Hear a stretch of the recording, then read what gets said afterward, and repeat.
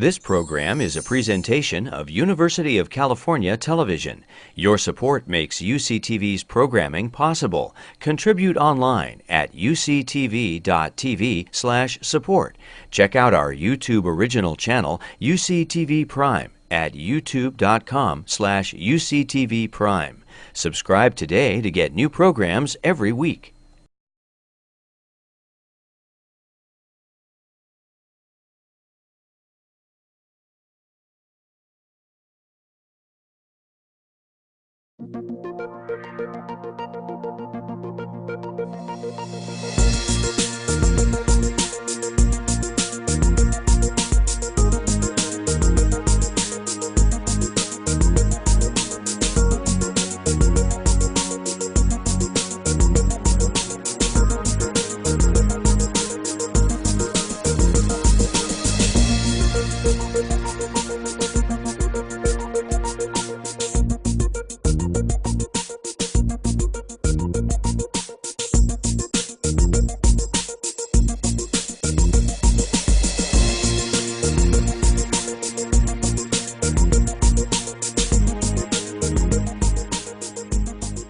Tonight, I'd like to introduce Erin Amerson.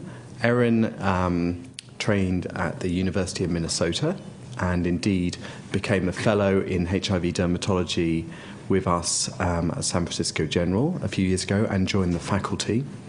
So Erin's interests are very much align with my own, and that is underserved populations.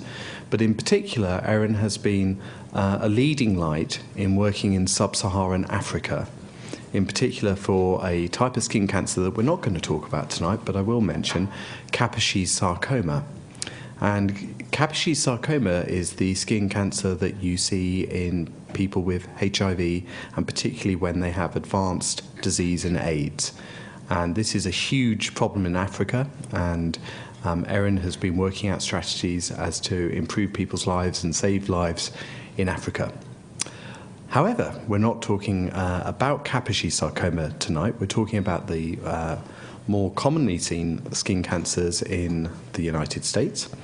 So without further ado, I'd like to hand over to Erin. Thanks very much for coming.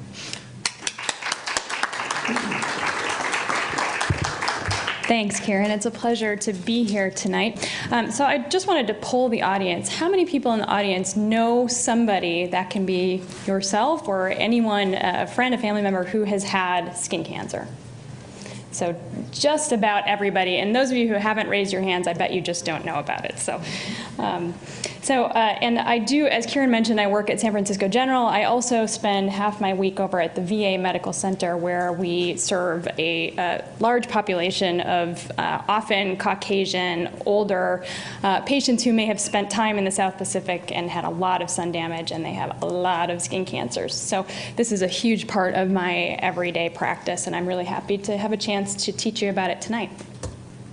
So I don't have any conflicts of interest, unfortunately.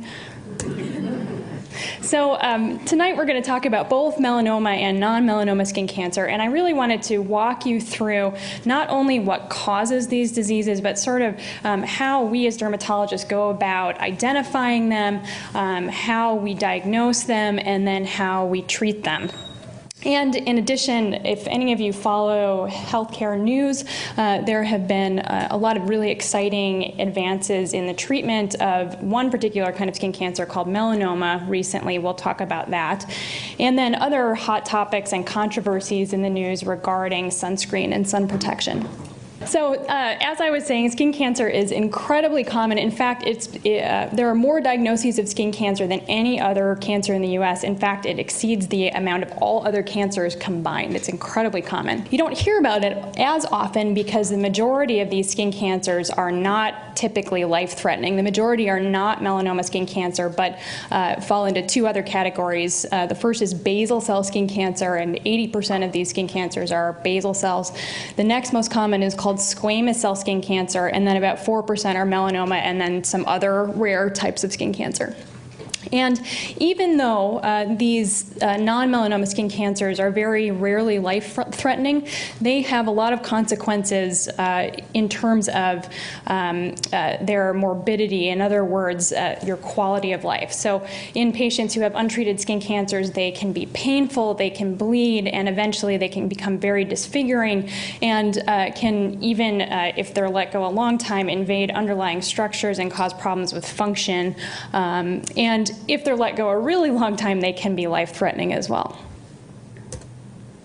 So before we talk specifically about skin cancer, I just wanted to back up and provide a broad definition of cancer. I think that everybody thinks about cancer as always being this really life-threatening problem, and again, a lot of skin cancers are not. When we talk about cancer, what we're talking about is a broad group of diseases that all have uncontrolled cell growth. So we have cells that are growing out of control, and that's the definition of cancer in general. And I also wanted to give you a quick little tour of skin anatomy so that you can understand where these particular cells are coming from. So this is a cross-section of skin, and up here this pink layer is what we call the epidermis. And most skin cancers that we're talking about are going to arise in the epidermis. Can anybody think of any reason why that would be? Why would most cancers come from the epidermis instead of the deeper structures? Sun, exactly. So this is the external layer, and it absorbs most of the radiation from the sun in the form of ultraviolet light. So epidermis here, this is dermis, contains all kinds of other things, blood vessels, nerves, hairs, glands, etc. And then down here is the subcutis, which is the fat or the deepest structure. And this is a close-up of the epidermis. So when there are several different types of cells that make up the epidermis, this layer of kind of rectangular cells down here is called the basal layer. So when we speak of basal cell carcinoma, these are the cells that are originating basal cell carcinoma. And these basal cells, their function is basically to make all the other skin cells. So they divide and give birth to the other skin cells, which then go on to mature, and they eventually die, and they form a nice compact layer that helps to keep moisture in our skin and keep other things out. So this is the basal layer. Here, this is called the stratum corneum, and this makes up the bulk of our skin. And squamous cell skin cancers and their precursor actinic keratosis are going to arise from these cells. And then this thing that kind of looks like an octopus, a little orange octopus down here, is a melanocyte. And these are the cells that produce pigment in our skin, or melanin as that pigment is called. And the tentacles of the octopus are called dendrites, and there's about one melanocyte for about every 10 basal keratinocytes, and that melanocyte sends those tentacles out to the keratinocytes, and it passes these small structures containing melanin called melanosomes, and the keratinocytes then take up the melanosomes, and they sort of they layer them around their nucleus where the DNA is contained, and that is the mechanism by which they're supposed to be protected from all this radiation from the sun.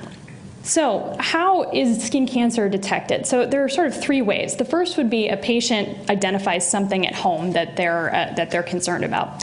The second would be that another physician or healthcare provider identifies something. Maybe they're listening to your lungs and they see something on your back and they refer to a dermatologist.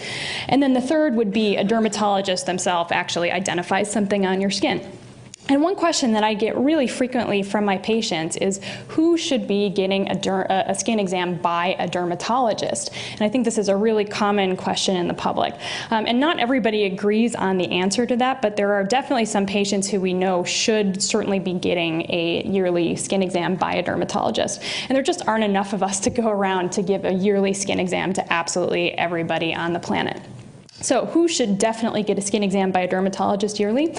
Definitely, if you have a history of skin cancer, either melanoma or non-melanoma skin cancer, you should be getting a yearly skin exam by a dermatologist. A family history of skin cancer, certainly anybody who has a family history of melanoma, particularly if you have a strong family history of melanoma, so multiple relatives, you definitely need a yearly exam by a dermatologist. Kind of plus minus if you have a family history of non-melanoma skin cancer, just because it's so common. Patients who have many moles, Sometimes you'll see the number 50, sometimes 100, but patients with lots and lots of moles may need to see a dermatologist yearly, especially if some of those moles are atypical, and we'll talk a little bit about what an atypical mole is later.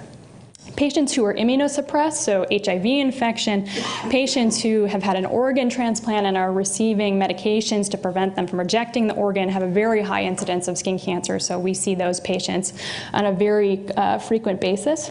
There are a few rare genetic disorders that predispose to skin cancer, so those patients see us frequently. And then plus minus patients who have a history of blistering sunburns or extensive sun exposure. Unfortunately, that includes most of us who have fair skin. So again, that's kind of plus minus, and it's a difficult thing to quantify. So when we suspect something, when we're looking at somebody's skin, we kind of go through a few steps. So when I'm doing a skin check and scanning somebody's body, if anything catches my eye, my next step, and increasingly most dermatologists' next step, is going to be to use an instrument called the dermatoscope, and I'll show you a little bit about what that is a little bit later. And then if we've identified something that we think might actually be a skin cancer, we usually do a procedure called a skin biopsy. And what are we looking for? When it comes to pigmented lesions, we often teach our patients to use this ABCDE criteria. And this is really an imperfect criteria. I myself probably have 20 moles that meet this criteria on my body, and lots of people do. But it's easy to remember, and it can be useful for some of our patients. So A stands for asymmetry. So a mole, if you folded it on itself in half, it wouldn't match one side to the other. B would be a border that is notched or irregular. C is color, so more than one color within a mole. D, diameter, anything greater than the diameter of a pencil eraser.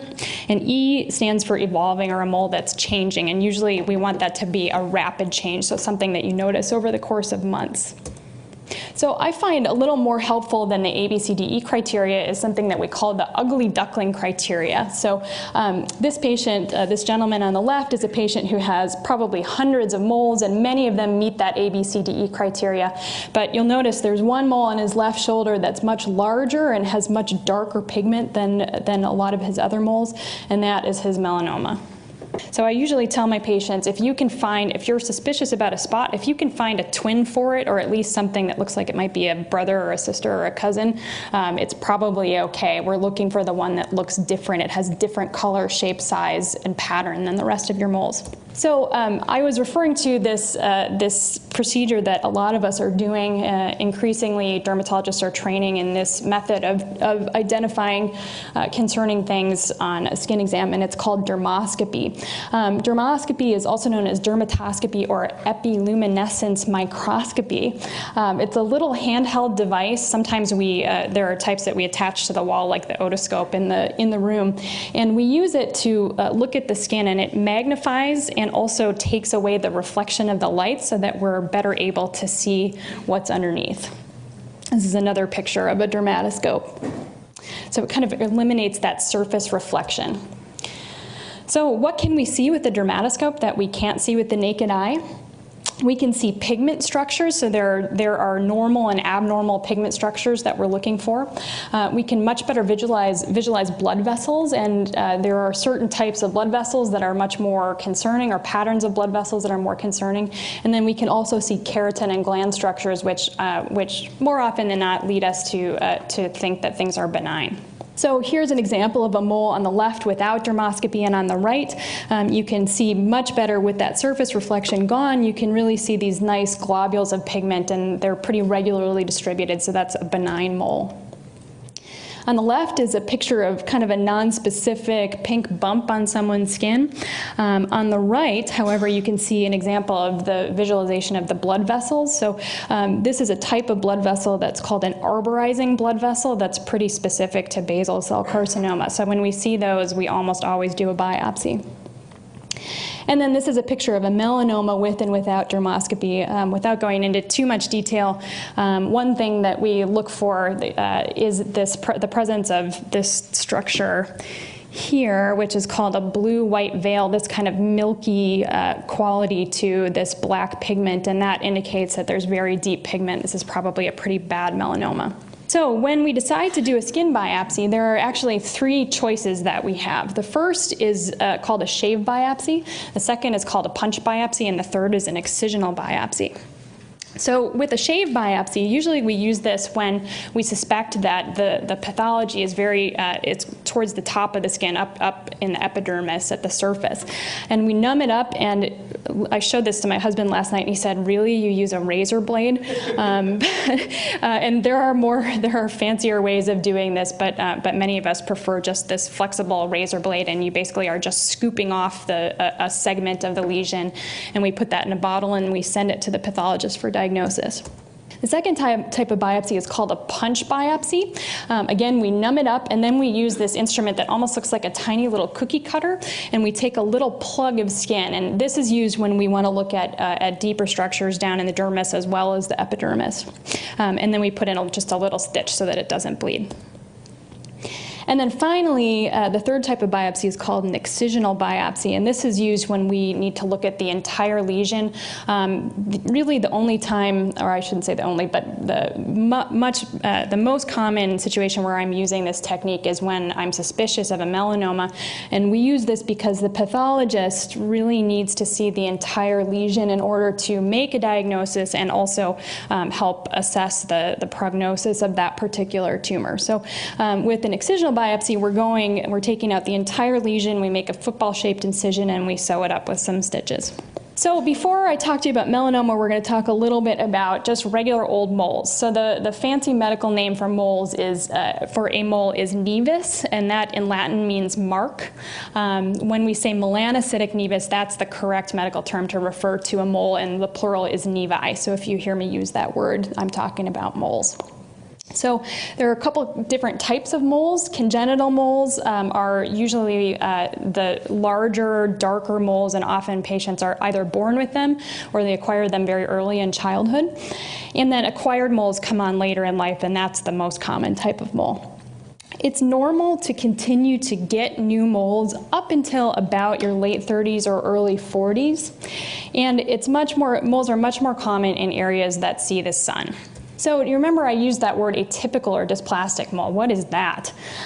So often atypical or dysplastic moles are larger. They often have different colors. They're often asymmetric. They often meet many of those ABCD criteria. Most of these are going to develop after puberty, and they have some characteristic features when we biopsy them. So this is an example of a patient who has atypical moles. So they're pretty large. They kind of have a pink center and a more tan to medium brown periphery. They're sort of like a fried egg, and that's a very common pattern for atypical moles. So there's also this thing called the dysplastic nevus syndrome. It's also known as the familial atypical mole and melanoma syndrome, or FAM syndrome. This criteria is pretty loose, and I wouldn't say that everybody who meets these criteria necessarily has this syndrome. Truthfully, to diagnose the syndrome, you'd need to do a genetic test. We don't usually do that, mostly in this day and age for insurance purposes, because you don't want to diagnose somebody with something that means they're going to get cancer in the future. It's not good for their insurance, which is sad but true. In any event, the criteria are having greater than or equal to one blood relative who's had melanoma. The second is having more than 50 moles, and some of these need to be atypical moles. And you have to have a proven atypical mole on biopsy. So this is an example of a patient who, when they walk into a dermatologist's office, just makes our heart sink, because it's very, very difficult to know what to do with somebody like this. These people have hundreds to thousands of moles. They all look funny. It's really, really tough to figure out which are the ones that you need to be concerned about. Obviously, we can't do a skin transplant and take off all of this person's moles. It would be impossible. So we have to come up with methods of identifying the bad ones. So the gene that I was talking about is known as P16, which is a type of gene that normally suppresses cell proliferation. So these patients are actually born with a mutant form of this, and they're more likely to get both moles and melanoma. So some studies say that the risk of melanoma, if you have this gene, is up to 200-fold over the regular population. And in some families, it also confers a risk of pancreatic cancer. So how do we manage this? It's pretty difficult. So these patients come in to see us frequently, I would say on average every 6 months, but some even every 3 months, especially if they've had melanoma or multiple melanomas. So we use our dermatoscope, and nowadays you can actually attach a camera to the dermatoscope and take pictures. And we also do photography, so we take full body pictures and we can compare with their previous pictures. At UCSF, we actually have a specific clinic for these patients. It's called the Pigmented Lesion Clinic, and they can take time to actually do these full body photographs and compare. It's very time consuming and quite difficult to look at a full body photograph and look at every single one of those moles. So when we have any questions, we usually take a specific picture, and these days we take a picture with the dermatoscope as well.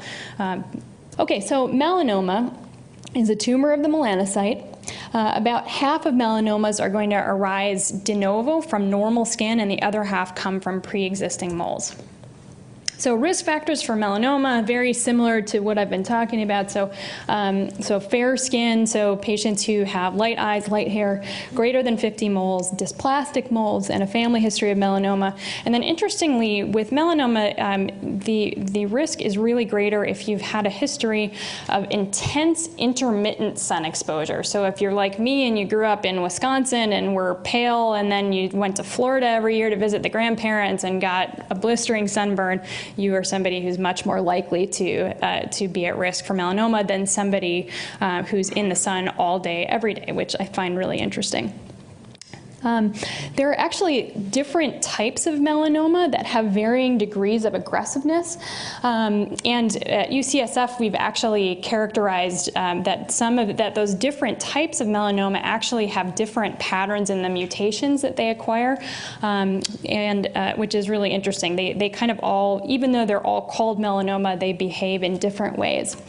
And when I talk about aggressiveness with melanoma, I'm talking about the tumor's ability or tendency to grow downwards into the skin. So when a melanoma gets dangerous is when it acquires the ability to grow down deep and eventually get into lymphatics and into the lymph nodes or into blood vessels or wrap around nerves, and they travel that way. And that's when it becomes dangerous.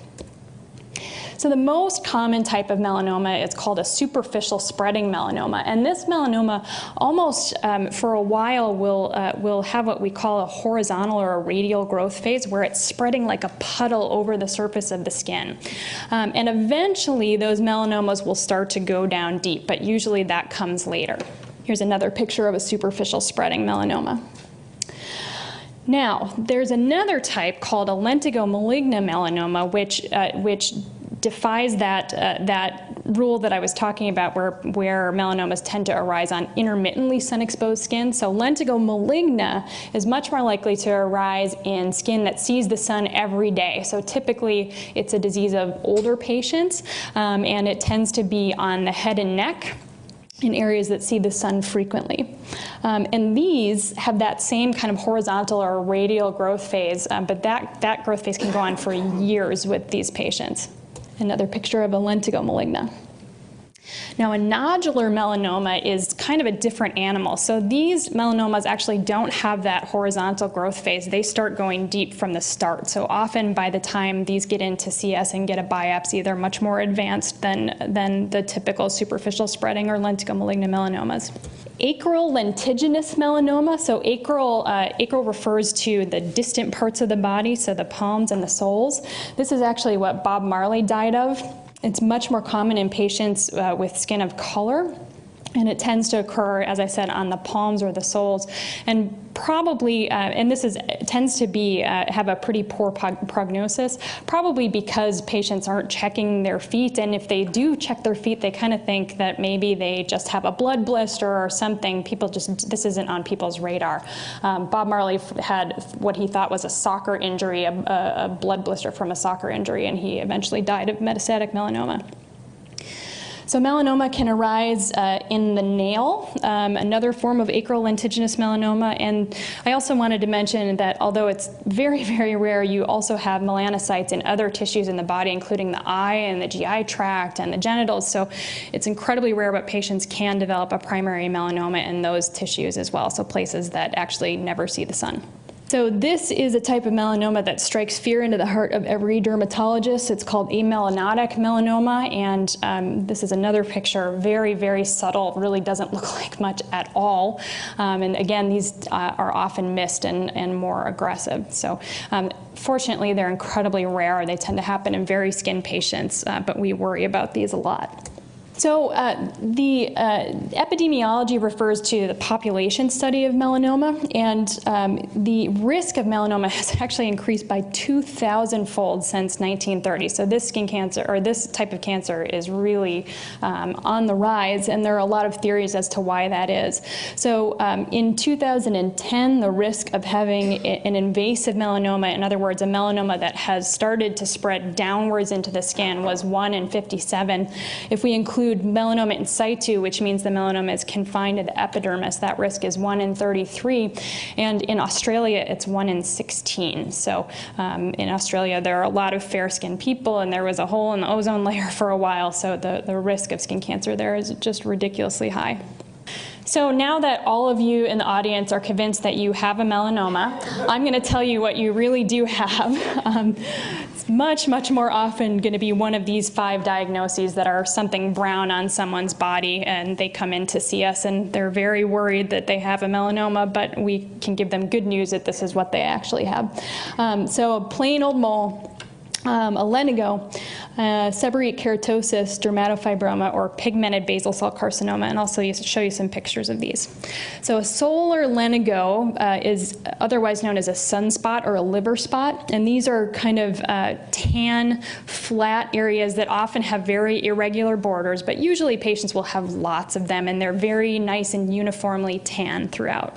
Seborrheic keratosis is another incredibly common lesion. Just about everybody gets them, and these have kind of more of a warty or pasted on quality. Often they have different colors in them, so you can see the one on the bottom is two-toned here, but when it has that kind of stuck-on look to it and kind of warty surface, that is really only found in seborrheic keratosis. And we dermatologists can identify these from across the room, but we still get a lot of referrals for seborrheic keratoses from even primary care doctors. So a dermatofibroma is another very common lesion, most common on the legs of women. This is a funny scar reaction, probably to an insect bite or a nick from shaving, and these are often pigmented, kind of little firm papules. And then finally, basal cell carcinomas can also be very darkly pigmented, and often without my dermatoscope I can't tell the difference between a melanoma and a pigmented BCC. So how do we diagnose melanoma? As I said, usually these go for excisional biopsy.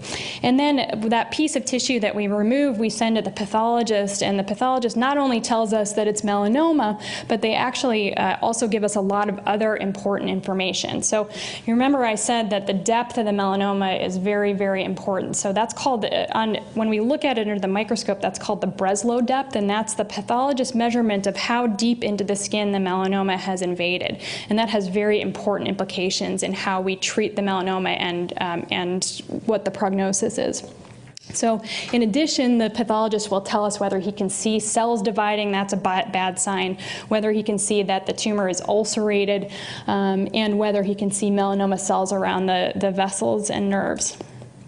So this is kind of a complicated table. I won't spend too much time on it, just to say that when, just like a lot of other cancers, we will stage a melanoma, and that staging is based on 3 factors. So number 1, tumor factors. So all of that stuff that I was saying the pathologist tells us, that gives us the tumor grade. The second is the N, or the lymph node stage. So if there's nothing in the lymph nodes, that's a good sign, and then there are various stages of lymph node metastasis afterwards, and then M is referring to distant metastasis. And I'm going to see if I can get this to work here. So there's actually this really cool online tool. If we can get it to toggle. back, where if you're diagnosed with a melanoma, you can actually go online and find out what your likelihood of survival is. So let's say we've got a 55-year-old man who has a melanoma that was on the leg, and the pathologist measured it to be 2 millimeters deep, and it was not ulcerated. So you can submit that,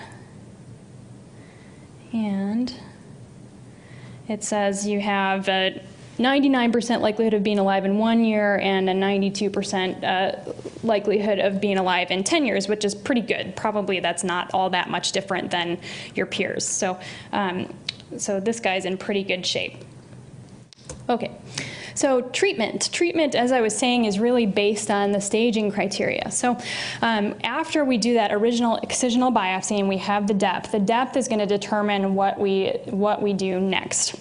So if that tumor is less than 3/4 of a millimeter thick, then we basically determine a surgical margin. We go back, we cut out some normal skin around the melanoma, we sew it up, we send that piece to the pathologist just to make sure it's all out, and then we say, have a nice day, we'll see you in 3 months for your skin check. And most of those patients who have those thin melanomas are going to do just fine.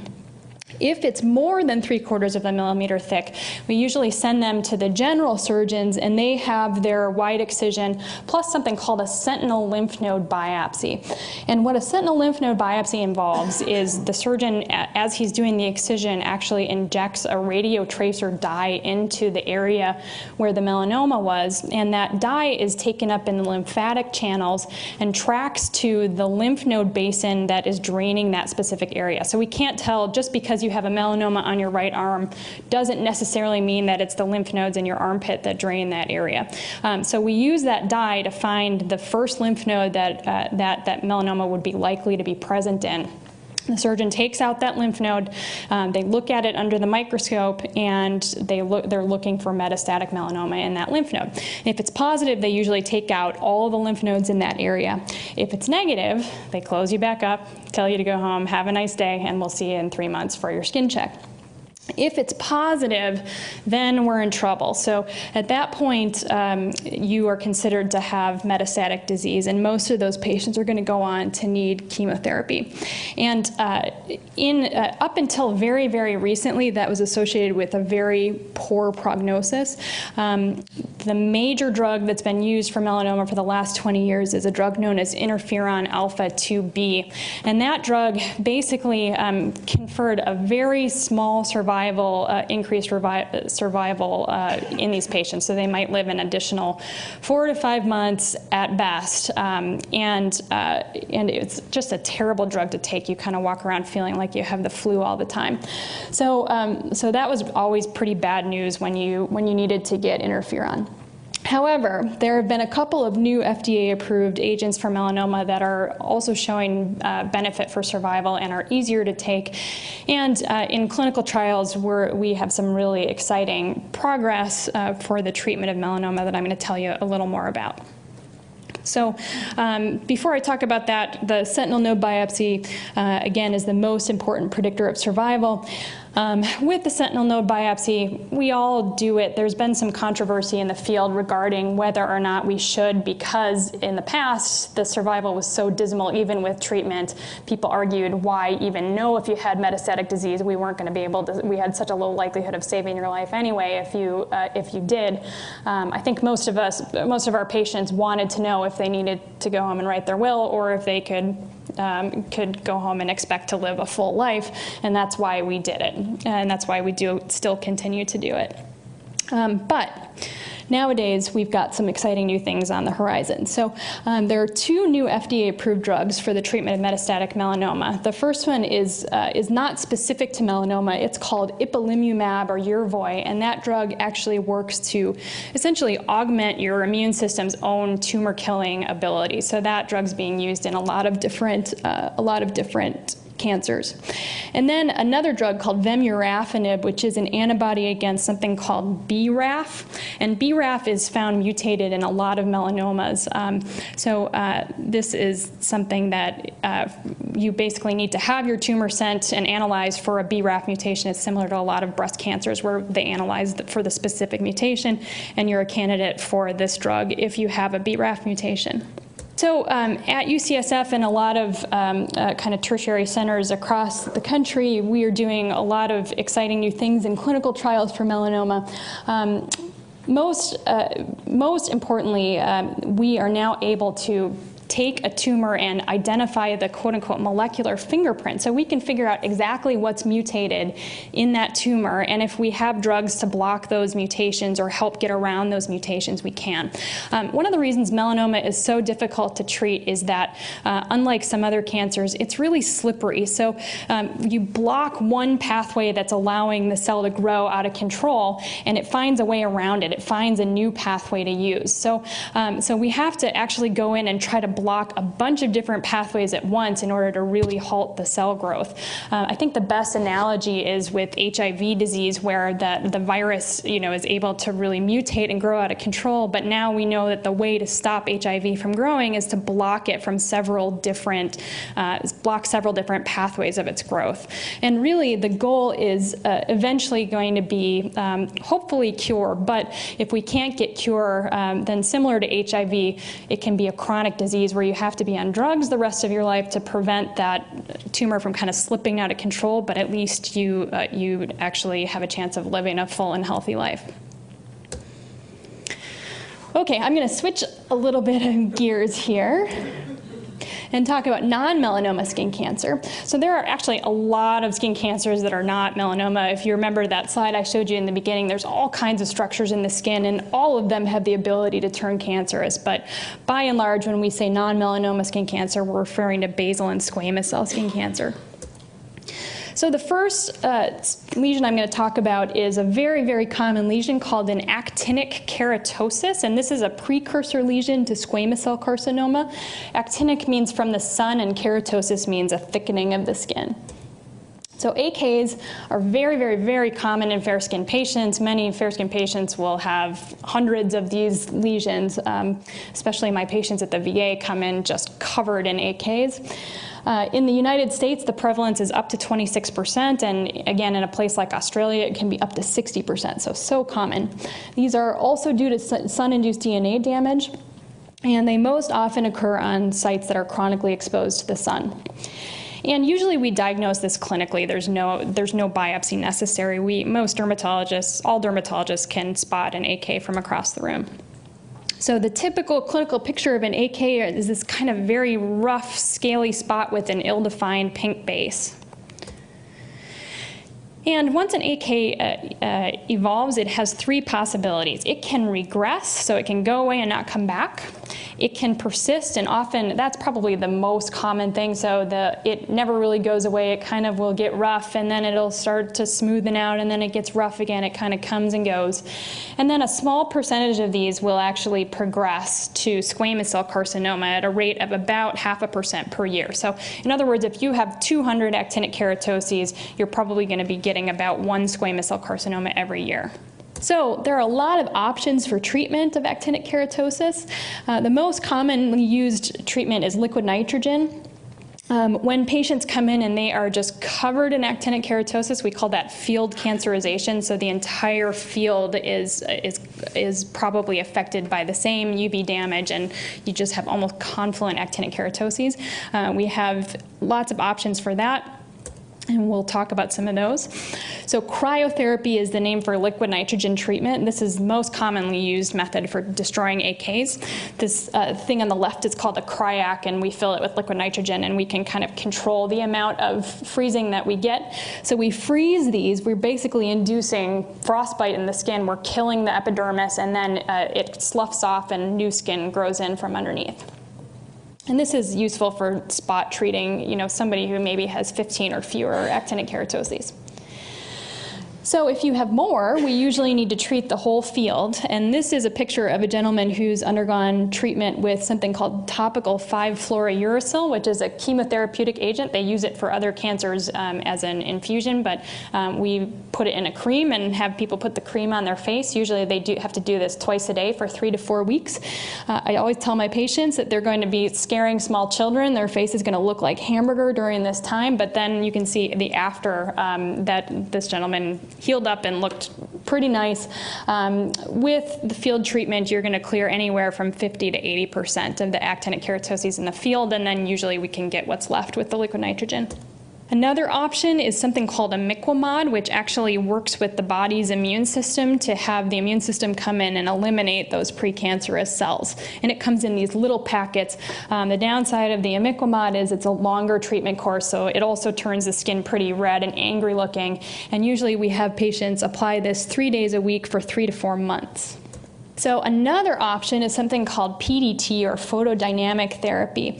And this is a nice option for patients who can't have all that downtime of looking really red and angry. So with these patients, they come in and we paint the affected areas with a chemical called aminolevulonic acid. And that chemical gets taken up by cells that are dividing rapidly, and that's what the precancerous cells are doing. So it's preferentially taken up by the actinic keratoses. We let you incubate for about an hour and a half, and then we sit you under a light source, and the chemical is actually activated by the light, and it destroys the precancerous cells. Okay, so that's how we treat AKs. Let's start talking about basal cell carcinoma. So this is the most common cancer in the United States by far. Only rarely does it become life-threatening, but it can be very locally destructive and cause problems with pain and bleeding, etc. And just like there are different types of melanoma, there are several different types of basal cell carcinoma that have different treatment options and prognosis. So risk factors for basal cell: fair skin, family history, a prior personal history of basal cell, and these can occur in both areas that have had intermittent sun exposure and chronic sun exposure. So the major types of BCC, there are a lot of minor types, but the 3 we're going to talk about are nodular, superficial, and infiltrative basal cell. So the classic basal cell is called a nodular basal cell. And this usually shows up as a pink or flesh-colored bump that often has kind of a pearly or translucent quality to it. If you look at the border of this, it sort of has you can see there's sort of a rolled or raised edge here. And it often will have visible overlying blood vessels. They bleed very easily when traumatized, and therefore often they'll have scabs on them because they've been bleeding. So here are some more pictures of nodular basal cells, these kind of pearly bumps with these rolled borders and visible blood vessels over the surface. So why do we call it a nodular basal cell? We call it that because when we biopsy it, so let me give you some context here. This is a biopsy of a basal cell, and this is the epidermis running across up here. So this is the outside world. Here's the top of somebody's skin. Here's the dermis. And all this kind of purple stuff is the nodular basal cell carcinoma. So this sort of stays in a nice tight ball of tumor cells. It's not really spreading out anywhere. Superficial basal cell presents as a pink or scaly plaque, which is often mistaken for eczema or psoriasis. It's usually isolated and it doesn't itch. So if somebody comes to me and they say, hey, I have this one spot of psoriasis and it doesn't itch, often my radar is going out for a potential superficial basal cell. And these are more common on the trunk and extremities. So here are some pictures of superficial basal cells.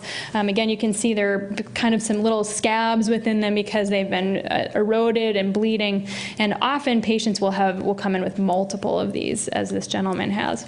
So when we look at superficial basal cells under the microscope, now this is a 2D section, keep in mind. So we're really only seeing this in 2D. But when we look in 2D, they're staying very up close to the top as opposed to that nodular one, which was kind of a big ball kind of going down into the dermis. So these stay at the top and they kind of skip along the surface when we look at them in 2D. In reality, they probably are kind of sending out finger-like projections and we're just catching that on a 2D section. So the third type of basal cell is called the infiltrative or morpheoform basal cell, and these are the most aggressive types. They tend to be the largest, and they're very difficult to tell where the edges of the tumor are when we're looking at them clinically. Sometimes they can show up looking just like a scar, but the patient says, you know, I really haven't had an injury there, and this scar is just appearing on its own. And you can kind of see that scar-like quality in these other pictures, but you can still make out here kind of that rolled pearly border, and they tend to ulcerate just like the other types. So this is what an infiltrative BCC looks like under the microscope, and you can see why this type is more aggressive. Instead of staying up at the top and kind of staying nicely wadded into a ball of tumor cells, this one is sending out these spicules, and they tend to go very wide and very deep, and it's just very tough to tell where the end is. So generally, the prognosis for basal cell is excellent. These are slow-growing, chronic. I have patients who've come in and they say, I've had this spot on my face for 15 years, and it's just sitting there not doing anything bad to them. And then really, that's the majority of basal cell skin cancers. However, the infiltrative and morpheoform types, while they're thankfully the most rare, can also be much more aggressive. And you know, we do rarely, unfortunately, see patients where really like a quarter to a third of their face is involved. I've seen patients who their entire eye, upper and lower lids and forehead, all the way, and it's a nightmare for treatment. So eventually, the more aggressive ones can invade and destroy underlying bone and cartilage. They can also track along nerves and invade those underlying tissues. Thankfully, true metastatic disease is really, really, really rare. So treatment, again, depends on a lot of different things. Mostly depends on the type of basal cell, also the location, and then the patient. So for instance, somebody who's 95 and doesn't want to sit through a long surgical procedure might be more likely to want to do a cream or a quick burn and scrape procedure. And conversely, if somebody is a 35-year-old supermodel, and I certainly do see patients who are that young, even younger, coming in with basal cells on their face, they want to have the best cosmetic outcome possible. So all of those things factor into how we decide to treat these lesions. So for the less aggressive types, we have some options. We can actually use some of those same treatments we were talking about for actinic keratosis. So topical chemotherapy and those immunomodulators or the photodynamic therapy are all approved for superficial basal cell. And really the cure rate for these topical therapies is about 80%. That's 1 in 5 recurring. Again, we follow these patients pretty closely. If they recur, then we go to surgery. But sometimes it's nice to have the option to do a cream at home rather than going through a surgery. So if we do elect to do surgery, we have a few different types of surgery that we do. The quickest and easiest is called an ED&C, or electrodesiccation and curettage. We can also do a simple excision, and then I'm going to tell you about the most complex type of excision, which is called Mohs micrographic surgery. So ED&C can be used for superficial or nodular basal cell. It only takes about 5 minutes to do. It's very quick and easy office procedure. We tend to not do it on the face except on rare occasions, just because the scar is kind of ugly. It kind of leaves a little depressed white scar, which most people wouldn't want that in the middle of their cheek or nose. The cure rate is up to 95%. Of course, that depends on who's doing the procedure. Besides the ugly scar, the other disadvantage is the fact that when we do this, because we're just kind of scraping off the tumor, we're not sending anything to check to make sure that the whole tumor is out. So we don't know for sure whether we got the whole thing.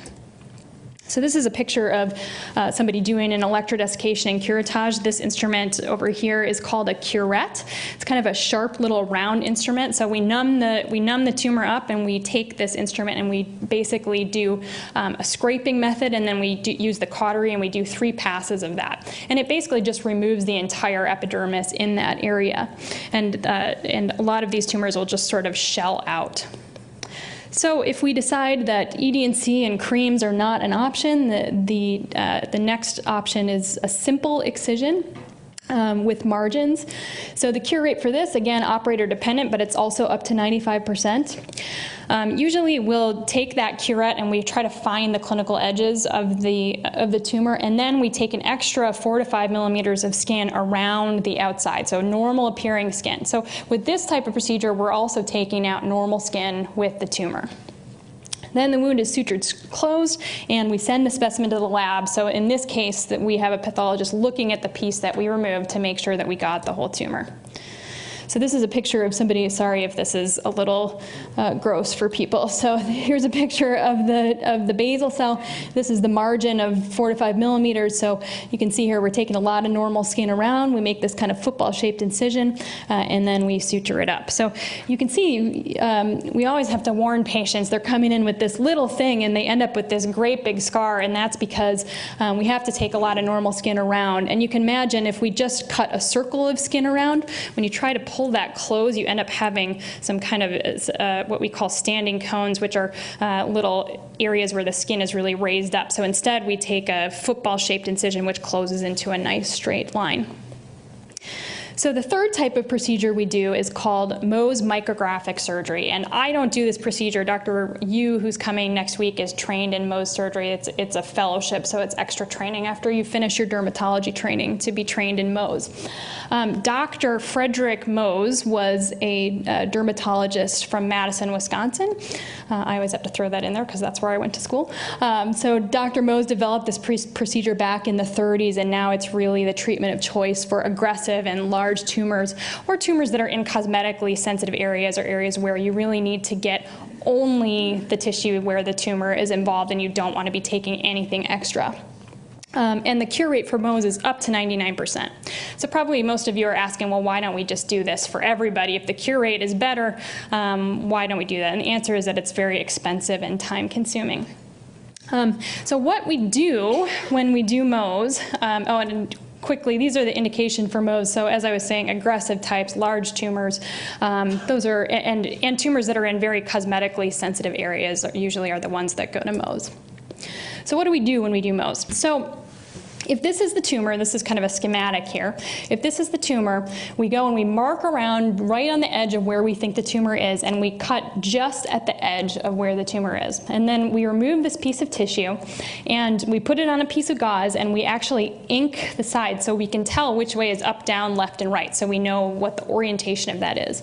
And then we take that piece of tissue and we do what's called a frozen section on it. So they freeze it and they plate it out on a microscope slide so we can look at it right there. And the way that they plate these out, we can actually see the entire margin, so all the way around the periphery, and we can see the deep margin. So we can tell if there's still tumor present at the edges, and if there is, then we go back just at the place where there's still tumor present. So if there's just tumor here, then we go back and we take a little more tissue here, and we bandage the patient up, send them to the waiting room, look at that piece of tissue under the microscope, and we keep doing that until we get the entire tumor out. So this way we get the whole tumor, and we feel pretty confident we've gotten the whole tumor, but we haven't taken anything unnecessary. So after Mohs surgery, often, again, because these are the larger, more aggressive tumors, or they're in a place, I want you all to take your fingers and try to pinch your nose here. So you can imagine if you have a hole that we've made in your nose, you don't have a lot of extra skin. So if it's a big hole, we can't really sew it closed very easily. Often we're doing more complex repairs on these areas. So dermatologists actually do flaps and skin grafts to try to kind of like Humpty Dumpty put the patient back together again. So this is a picture of something called a flap. This is just one type of flaps, and this is actually not a very big defect, but it's on the nose where you don't have a lot of room to move. And this is called a bilobe flap. So we'd actually cut along what's drawn out here so it stays attached, and then this piece moves down to cover the hole, and then this gets closed together into a straight line. And you can see this has a really nice cosmetic outcome. I didn't want to show you any of the really big gross pictures. I tried to stick to rather tame ones. So here's another picture of a defect on what's called the ala, the side of the nose, and this is a skin graft. Probably this was taken from skin in front of the ear. So we take a piece of skin, we cut all the fat off of it, and we sew it over the hole, and we hope that a new blood supply will connect with that piece of skin, and it'll stay alive. And again, when they live, they have a pretty nice cosmetic outcome. Okay, so for the rare case when we can't cut out a basal cell or it metastasizes, again, up until recently, options not so great, radiation and chemotherapy, kind of with the old chemotherapeutic agents that made people pretty sick. And now we actually, as of January of this year, there's a new agent called Araveg, which inhibits, this is not a joke, one of the very important growth pathways for basal cells is something called the sonic hedgehog pathway. And it inhibits something called smoothen, which is part of that pathway and blocks the growth of a lot of basal cell cancer. So this is very exciting for both patients who have metastatic or unresectable basal cells, and then there's actually a genetic syndrome where you have a mutation in that gene called smoothened, and it helps a lot with those patients. So those patients get hundreds and hundreds of basal cells and are very difficult. Okay, so the next type of skin cancer we're going to talk about is squamous cell skin cancer. This is the second most common type of skin cancer. And these tend to, I always think of a fisherman as being the perfect person to get a squamous cell carcinoma, because they're people who are out in the sun, on the water, or a lifeguard. So people who are in the sun their whole life, and these tend to come on skin that is chronically exposed to sun. Other risk factors, the same, fair skin. Also immunosuppression, this is very interesting. So patients who've had an organ transplant and are taking medications to prevent them, to suppress their immune system so they don't reject that organ, have an incredibly high rate of very aggressive squamous cell skin cancer. So these patients we see in clinic very frequently. Here are some pictures of squamous cell carcinomas. So unlike basal cell carcinomas, they don't have that pearly quality. They tend to be more kind of dull red or pink in color, and they have a big heaped up crust on the top. Sometimes they'll ulcerate like this one. And then this is a picture of something called squamous cell carcinoma in situ, or Bowen's disease, where it's really just confined to the top layer of the skin. And this is similar looking to a superficial basal cell carcinoma, where they can look like eczema or psoriasis. This is a special type of squamous cell carcinoma called a keratoacanthoma, which kind of looks like a volcano, and they all look like this. They have this very characteristic they're a big nodule with this very scaly core in the middle. And this is a type of squamous cell carcinoma.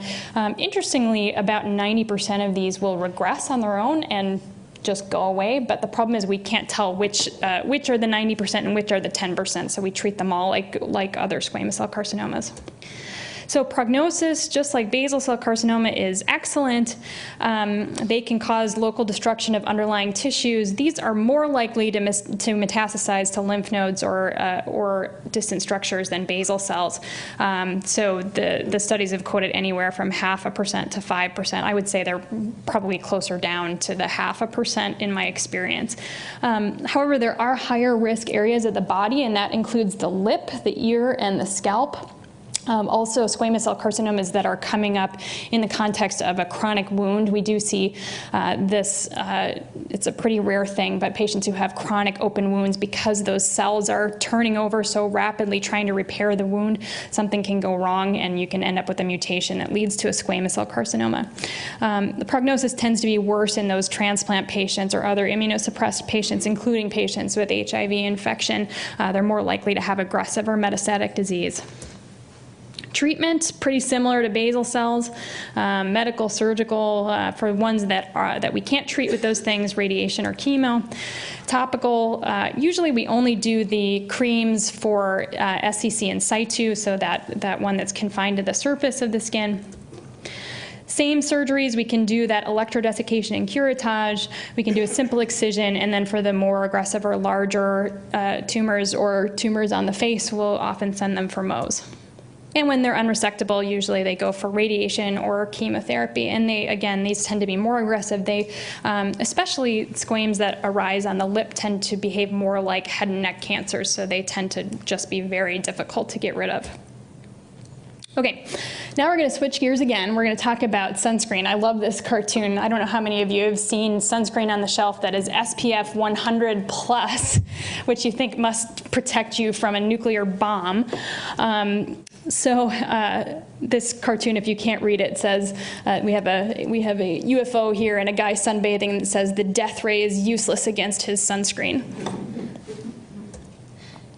Okay, so before we talk about sunscreen, I'm going to tell you a few basic facts about ultraviolet light. So ultraviolet light is invisible to the human eye, and it has the ability, because it's energy, it has the ability to damage DNA, and damaged DNA is what leads to mutation and leads to cancers. We usually break up ultraviolet light into 3 parts, UVA, UVB, and UVC. So UVA is the longest wavelength, and it actually has the ability to pass through window glass. I bet many of you didn't know that. When you're sitting in the car, you're actually getting ultraviolet light exposure. You can't get a sunburn through a window because it's only UVB that causes a sunburn, and the shorter wavelength means that it doesn't pass through window glass. So UVB burns you, but UVA also has the ability to cause skin cancer, DNA damage, and it also is probably responsible for a lot of the aging of the skin, so the sunspots and the wrinkles, etc. UVA is very important in generating those issues. UVC is the highest energy and the shortest wavelength. Thankfully, that's blocked by the ozone layer. And all the above, as I said, damage DNA and collagen. So both UVA and UVB, again, UVC is blocked out, thankfully, but both UVA and UVB cause skin cancer, and they cause aging of the skin. A little history about sunscreen. Many of you may recognize this. This is the iconic copper tone girl down here. So back during World War II, again, just all my patients at the VA are examples of this. We had a lot of Caucasian people in the South Pacific getting a ton of sun, and they were having these horrible blistering sunburns, and they realized that we needed to be able to do something that would let these people be out in the sun without burning. So they found this substance called red veterinary petrolatum, which was this thick, goopy red jelly which blocked sun rays, and then someone had the bright idea to dilute it with cocoa butter and market it as copper tone, and that's how sunscreen was born. So when you get a bottle of sunscreen, it's always labeled with something called SPF, and this is something that I think confuses a lot of people. Again, you've got SPF 100. What on earth does that mean?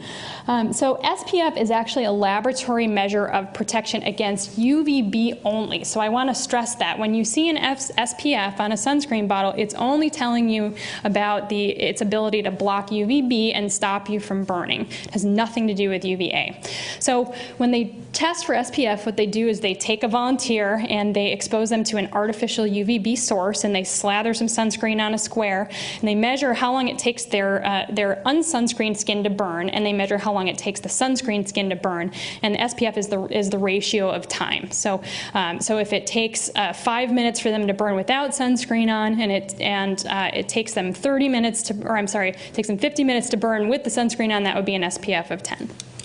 So like I was saying, right now, this is going to change real soon, but as of right now, there is no FDA requirement that you put anything on the label about UVA. And so you can imagine, actually, for a really long time, most of our sunscreens only blocked out UVB. And that let us stay in the sun getting lots and lots and lots and lots of UVA exposure, which is frightening and interesting, but potentially as part of this controversy, does sunscreen actually increase your risk of skin cancer? So we're going to talk about some of this later. Thankfully, these days, most sunscreens do provide some UVA protection, and pretty soon they're going to require labeling about UVA protection. Another important thing to realize about SPF is that most people don't apply sunscreen in that thickness that they put it on for that lab measurement. So most people probably only put on 1/4 to 1/2 of that amount. To cover your full body and get the correct SPF, you're supposed to use a shot glass worth of sunscreen, which is about 1 ounce. So that would mean that your average bottle of sunscreen would probably only last you about 5 or 6 applications. And I don't know about you, but I use a lot of sunscreen, and usually I've still got my bottle left over from the year before when the next summer comes along. So most of us just don't use enough. Okay. Another definition that I wanted to talk about, and this is incredibly confusing. Thankfully, again, the labeling is going to change, but there are actually 2 sort of broad categories of types of sunscreen. There are the chemical blockers, which are also known as organic compounds. Now, organic doesn't mean that it's like from Whole Foods and natural. What it means is that it's a carbon-containing compound. And these chemical blockers, the way that they work is they actually absorb UV energy, and they kind of break it down into less damaging energy. So they have the ability to absorb the light, and they release it as less damaging light particles. physical blockers, which are, so if you remember, so for me when I was growing up, the lifeguard would always be sitting at the pool with this white paste on his nose. So that was zinc oxide, and that's a physical blocker. So this is an inorganic compound, meaning it's not a carbon-containing compound, it's a mineral, and it reflects the light. So in a couple of months, finally, the FDA is going to change the way that sunscreens have to be labeled. So as I said, right now, an SPF only tells you about sunburn protection. But as of June 2012, you have to, in order to get what's called a broad spectrum designation, which means that you're covering against all those types of ultraviolet light, in order to get that, you have to be able to demonstrate that you have UVA protection that is proportional to the UVB protection listed on your SPF. So you want to always be looking for a sunscreen that says it is broad spectrum. So they also are getting rid of use claims. So you won't be able to claim that your sunscreen, if you were out there labeling a sunscreen, you can't claim that it prevents skin cancer or that it prevents aging of the skin unless you get that broad spectrum designation. They also are going to get rid of these labels, waterproof, sweatproof, or sunblock, unless you can provide evidence. So right now, you can put whatever you want on your sunscreen label. You don't have to provide the FDA with any data to support it. Water resistance, so you will no longer be able to say waterproof, but on the front of your bottle, you have to say whether it is water resistant to either 40 minutes or 80 minutes. And then drug facts, this is really interesting. Actually, a lot of, especially cosmetic products with sunscreen, don't necessarily say what drugs are in them. So you'll have to actually list what drugs are in your sunscreen on the label. So there's also something called the proposed rule that's out there still for public comment. It's not finalized yet. The proposal is to limit labeling to SPF 50+. The industries, so the makers of sunscreens are fighting this, and actually also, I think it's I don't want to misquote on the internet here, but one of the major dermatologic surgical societies is actually very anti this as well. They say that it's going to stifle industry development of more innovative types of sunscreens. So we'll see if this ends up being adopted or not. So as I was saying, there's a lot of controversies in the news about sunscreen. It was amazing doing the research for this talk, what I came across. There have been a lot of articles in the lay press talking about the dangers of sunscreen. I'm going to try to talk you through what evidence is actually out there. The answer is not much, but we'll talk about what exists and what it means. So what are the controversies? So first of all, we talk about, and this is legitimate, the fact that a lot of the old sunscreens let us stay in the sun for a really long time. We were probably getting a lot of UVA radiation while that happened, and then because people don't put enough sunscreen on, a lot of the sunscreens, once you're out in the light, the sunscreens start to break down, and when sunscreen products break down, they actually create free radicals which can damage DNA. So when you don't put enough sunscreen on, you can actually end up having a more harmful effect than good. So in addition, there have been some claims in the press that sunscreens might actually cause cancer, or that, like many plasticizers that you hear about in the news, that they can potentially disrupt human hormones. So that would be important, for instance, for fetal development or for breast cancer. If you have something that's stimulating hormones, potentially that can cause ill health effects.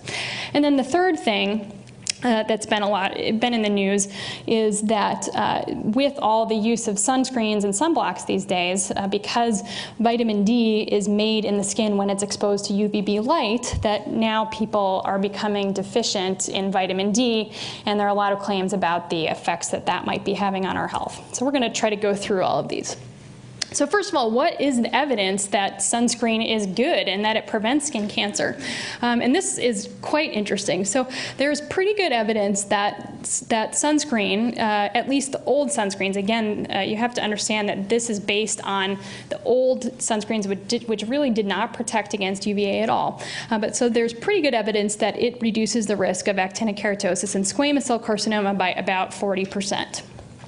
Interestingly, there's not conclusive evidence that sunscreen use decreases your risk of basal cell or melanoma. It doesn't cause an increased incidence either, but it's flat, so there is no effect. And again, there are some studies that show it does, some that it doesn't, but when the meta-analyses are done, this is usually the conclusion that there's not a statistically significant difference in people who use sunscreen and don't in their rate of developing basal cell or melanoma. So again, this is limited by the size of the studies. I think one thing that's very important for the lay public to understand is how expensive and time-consuming it is to do a good study that actually gives real evidence. So when a problem such as this is identified, it can take years and millions of dollars. I have a study right now where I'm interviewing 150 people, and it's costing tens of thousands of dollars just to interview 150 people. So you can imagine to interview thousands of people and do it on a regular basis, it's so expensive to actually get good data. So while a lot of the public may be frustrated that there's not great information out there, it's because it's very expensive and takes a long time to accumulate this data. In addition, if you get your sunburns when you're 10, you may not get your melanoma till you're 40. So again, it takes years and years and years to really know the effect. And by that time, everything has changed and sunscreens are different, et cetera. So it's really, really tough to study these things. So we're going to talk a little bit about which ingredients in sunscreen have come under fire in the lay press. The first is PABA. I'm sure you've all seen your sunscreens labeled PABA-free. Second is something called retinol palmitate. The third is called oxybenzone, which is also known as benzophenone 3. And the fourth is a micronized form of that white paste, that zinc oxide. Nowadays, we actually, most sunscreens that have zinc or titanium in them, they break it up into these tiny little particles, which have a little bit better protection against the energy from the light, and they also allow them to go on clear, so that it doesn't give you that white pasty look. So first, let's talk about PABA. So PABA, it was the active sunscreen ingredient in a lot of sunscreens in the old days. Nowadays, because there was some evidence that it could potentially cause DNA damage and cancer, nowadays nobody uses PABA, but everybody still puts PABA-free on their label. It's kind of irrelevant. However, there are some derivatives of PABA that we don't really know the effects of. One in particular is called Patamate O, which is still found in some sunscreens. So again, there's not evidence that it does cause cancer. There's not evidence that it doesn't. We don't know yet. The second is something called retinol palmitate. This is added. This is not an active sunscreen ingredient. It's actually added to some sunscreens for an anti-aging or antioxidant effect. This is actually a form of vitamin A, and it's added to a lot of things. For instance, they put it in low-fat milk to replace the vitamin A because vitamin A is fat soluble. It dissolves in the fat, so when they take the fat out, milk doesn't have enough vitamin A, so they put this artificial form of vitamin A in it. And it's also in some sunscreens. So this is a form of retinol. We use a lot of this in dermatology for we use it for acne, we use it for its anti-aging effects, we use it all the time. So there was some controversy because in mouse models, so this is a type of hairless mouse, so it's a mouse that's bred to have no hair, and they put a whole bunch of this retinol palmitate on it, and they put it under radiation, and those mice that had the retinol palmitate had a very slightly increased risk of skin cancer. I think personally, these are products that we use all the time in dermatology. Patients don't have increased risk of skin cancer. I think this one is probably safe, and my personal opinion is that this is not one that we need to worry about. Oxybenzone is a very, very, very common ingredient. It's in a lot of these broad spectrum sunscreens. This is, again, an organic chemical compound that, and again, organic means it contains carbon. It's going to be one of those that kind of breaks up the energy from the light into less energetic particles. So oxybenzone, there is some lab data, and this is, again, in a lab, not in human beings, but there's some lab data showing that oxybenzone in the presence of sunlight can be energized to form something that are called free radicals or reactive oxygen species, which can damage DNA. There also is some lab data that shows that oxybenzone, which is kind of in that plasticizer type of chemical compound, that it may have some weak, very, very weak estrogenic or anti-androgenic effects. So it may possibly stimulate female hormones. Again, this is in a lab. This is not in humans. All the human studies have shown no problem with this, with the exception that the CDC in 2008 did a study. So we do know that oxybenzone gets absorbed from the skin into the body. It's excreted in urine, so they can measure it in urine. So the CDC did a study of about 2,500, or I'm sorry, with this one it was about 400 pregnant women, and they found that if the child was a girl, she had there was a slight proportional risk of having low birth weight with the amount of oxybenzone that was in that woman's urine. That's really the only and again, it's relatively weak evidence that there is a problem. But I think this is something that needs more study. And then also with oxybenzone, similar to PABA, some people can have allergic reactions to it, but that's really an idiosyncratic thing. So I think with oxybenzone, again, the FDA has really concluded that this is safe. You know, so the American Academy of Dermatology thinks this is safe. Everybody thinks this is safe. Really, there's no evidence that there's no good, strong evidence that this causes a problem. But again, as I was saying, it takes a long time and a lot of money to do the studies to prove that it's for sure safe. So I think the jury's out. For now, we recommend it. We know for sure that getting sun causes skin cancer. So I'd say when you're weighing the risks and the benefits, I'd rather have the known than the unknown, but more information is needed. Now, nanoparticles. So remember I was saying that those inorganic sunscreens, they break them up into these tiny little particles so that you can't see it on the skin. So when they do that, there's some question as to whether those particles, because they're so small, whether they can cross cell membranes and potentially have biologic effects. There's also concern about whether this can potentially, wash off the skin and end up in the environment and end up accumulating in the environment. So there is, again, not a lot of research out there, and most of it is lab data, and most of it's pretty mixed or inconclusive. A lot of people are upset because I think the availability of these products has really outpaced what is known about what they can do. Again, we still recommend them. There's no evidence that they're unsafe, but more studies are needed. So now that I've just really not done my job and convinced you all not to use sunscreen, what do I tell my patients? So I think really we have to take all of this with a grain of salt. And we really have to use a multi-pronged approach to protecting ourselves from the sun. So always less product is better than more product, and we know for sure that hats don't cause cancer and they don't cause environmental effects, etc. So put on a hat, cover up your body, wear your sunglasses, try to cover up everything you can, and then on the parts that are exposed, use sunscreen on those parts. And that's usually what I tell my patients. And again, when you're weighing the risks or the benefits, what's worse, the known versus the unknown? We know that that sunlight is causing skin cancer. So if you're going to be outside, I'd still rather have you using sunscreen than not using it until we know a little bit more. Okay, so the last thing are these controversies in vitamin D. So especially with kids these days now, I just was lucky enough to take a vacation with my son to Hawaii, and we were in the pool, and I was so proud to see that all the kids had their hats on and they had their rash guards on, and we really do a much better job these days of, a lot of people do a much better job of protecting their kids from the sun. However, you do need ultraviolet B light in order to produce vitamin D in your skin. So the question is, are we, by using all this sun protection, preventing ourselves from making enough vitamin D? And what are the effects of that?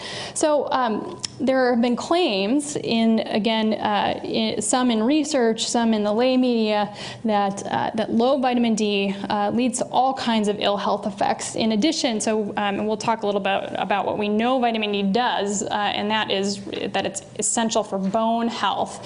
But in addition to bone health, there have been claims that that having low vitamin D can cause cancer, that it can cause autoimmune disease like multiple sclerosis, that it can cause heart disease, diabetes, all kinds of things. So what's the truth? So we know for sure that there are two sources of vitamin D. Your skin can make it when it's exposed to UVB, or you can get it from your diet, either through foods or supplements. So vitamin D is essential for bone health. You absolutely need it to have healthy bones. And when you don't have enough vitamin D, it can lead to having poor bone health in adults, so osteomalacia or osteopenia, meaning your bones aren't strong enough, you're prone to fractures, etc.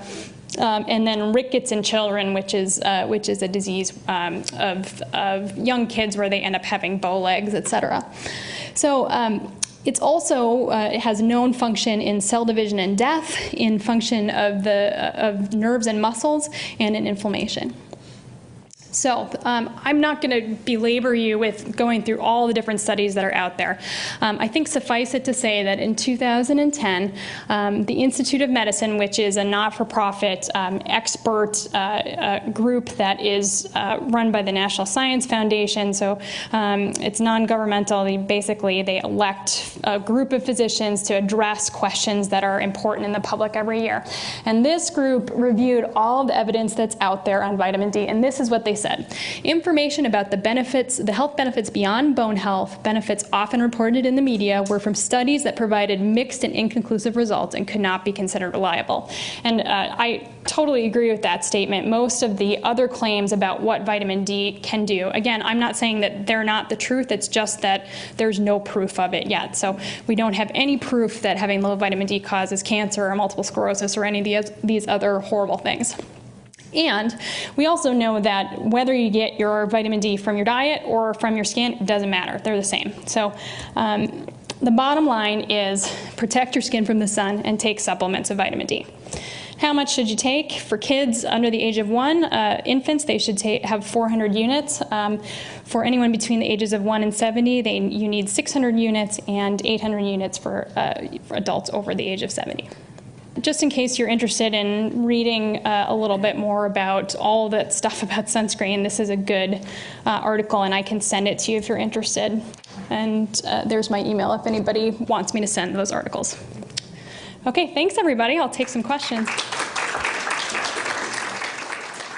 The optic nerve is, if I remember this right, can stimulate something called melanocorticotropic hormone, which is, I believe, secreted by either the pituitary or the hypothalamus. I can't remember. It's been a long time. Anyway, so you do have receptors in your brain that are supposed to help increase the production of melanin, and that actually helps me make a point that I forgot to make earlier, which is that really by far the most potent thing that tells your skin to make more melanin is actually DNA damage. It's fragments of DNA, and that's what induces your melanocytes to make more melanin, much more than what's released from your brain. So every time that you get a tan, you actually have DNA damage. So there's no such thing as a safe tan. As far as the question of whether wearing sunglasses is going to reduce your ability to tan, I'm not aware of any good scientific studies that have shown that one way or another. I think it's theoretical at best. So wear sunglasses because there is such a thing as ocular melanoma, and I'd rather have that definitely than a little melanin that's produced from that. That's a good question. So for the rest of the audience, the question is whether these quote-unquote clothings that have sunscreen have SPFs attached to them and have sunscreens washed into them. My understanding is that some of these, when they have an SPF attached, again, they've had to do lab data that shows that it protects that X amount. You can get a little bit of sun through, for instance, cotton clothing, etc. Whether the amount that you get through a loose t-shirt is enough to really cause skin cancer. Again, I don't think science knows the answer to that. So it's nice to have clothing that we know has kind of been tested as sun protective. And we do recommend those products, especially to our patients who have a history of skin cancer. This gentleman is asking if there's a relationship between a word that he's heard of, which is used a lot in dermatology, which is lichen, and all of these other cancers that we're discussing. So lichen, which we know is a moss in the environment. This is actually something that is in a lot of dermatologic terms, and it's actually used to refer to a biopsy where you see that you have an inflammatory infiltrate that is hugging the junction of the dermis and the epidermis the way that moss kind of hugs a rock. So it is a histopathologic pattern. In terms of its relationship to skin cancers, there's not much of a relationship. So there are some skin lesions that can be lichenoid. So there's something called a benign lichenoid keratosis that can be a mimicker of basal cell carcinoma. And when we biopsy it, it's actually a solar lentigo that has one of those lichenoid infiltrates. So it has white blood cells that are kind of hugging that junction of the dermis and the epidermis. For everyone else, the question is there evidence that congenital moles, so those are the moles that I was saying arise, they come either at birth or within the first few years of life, do those have the potential to become cancerous? The answer is yes. The size of the congenital mole actually has a very big bearing on that risk. So there's such a thing as a giant congenital nevus, and those patients usually have 20% of their body surface area or more covered by this mole, and those have an extremely high risk of developing melanoma.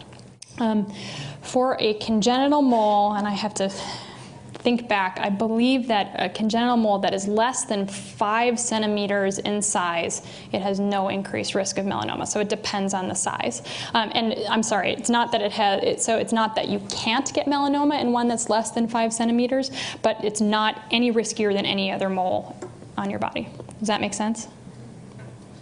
Again, with the ABCDE criteria, we say greater than 6 millimeters, so the size of a pencil eraser.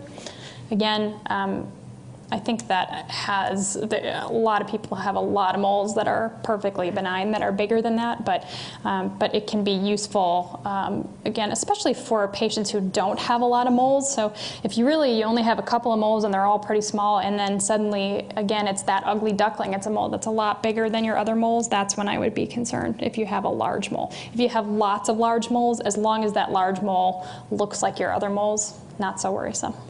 So the question was photofacials and laser, how does that have any impact on the growth of skin cancer? That'll be a good question for Dr. Yu next week when you see her. Again, she actually practices this. I'm not aware, again, that there's any evidence. I think it probably depends on the type of laser. So for instance, so there are lots of different types of lasers. The types that we're kind of using for photofacials, to my knowledge, they don't have any bearing on, I don't think they increase the risk of skin cancer or decrease it. You can, again, we don't do this very often, but in patients who have lots of skin cancers or precancers, you can use a type of laser that actually destroys the epidermis, that completely peels it all off, and in that case, you would theoretically destroy all the precancerous cells and decrease the risk of skin cancer in that way. So the answer is it depends on the type of laser, I guess. All right, well, thanks so much for being such a great audience, everybody, and feel free to ask me if you have other questions afterwards or email me.